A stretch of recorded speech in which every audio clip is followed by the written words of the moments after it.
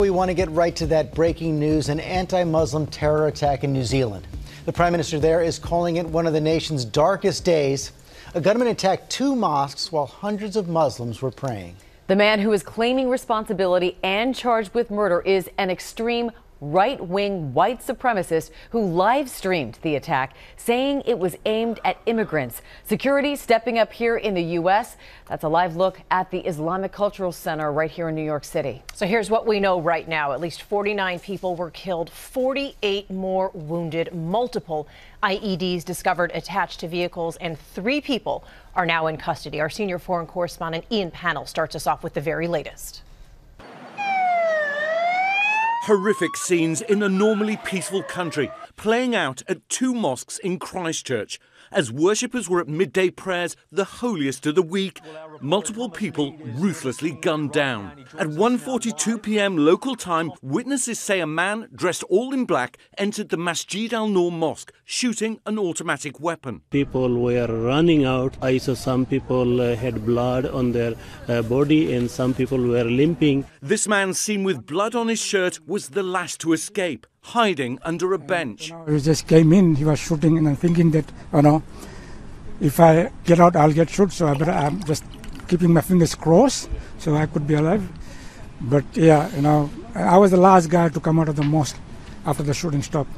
And on the doors, there were a lot of bodies. The killer then drove 3 miles across town to the Linwood Mosque, where he opened fire again. Armed police closed in on the scene, searching cars for suspects, guns drawn.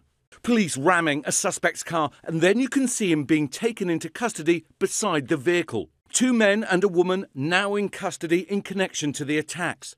The shooter, who appears to have been from Australia, is linked to a 74-page manifesto filled with white supremacist rhetoric. He's charged with murder.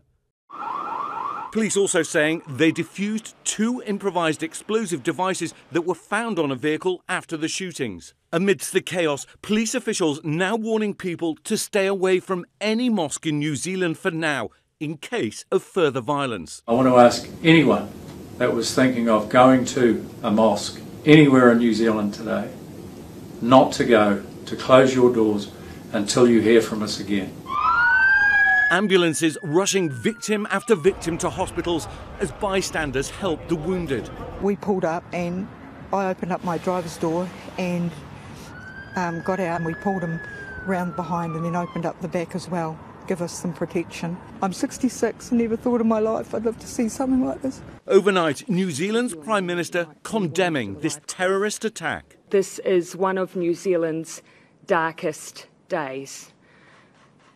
Clearly, what has happened here is an extraordinary and unprecedented act of violence.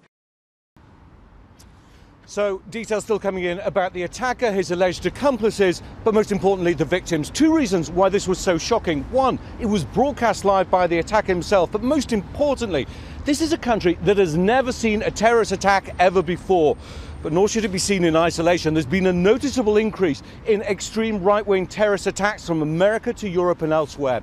And whether you're going to a mosque, to a church or to a temple today, the chances are you're going to be on high alert as you do the most peaceful possible thing: pray. Hi everyone, George Stephanopoulos here. Thanks for checking out the ABC News YouTube channel. If you'd like to get more videos, show highlights, and watch live event coverage, click on the right over here to subscribe to our channel, and don't forget to download the ABC News app for breaking news alerts. Thanks for watching.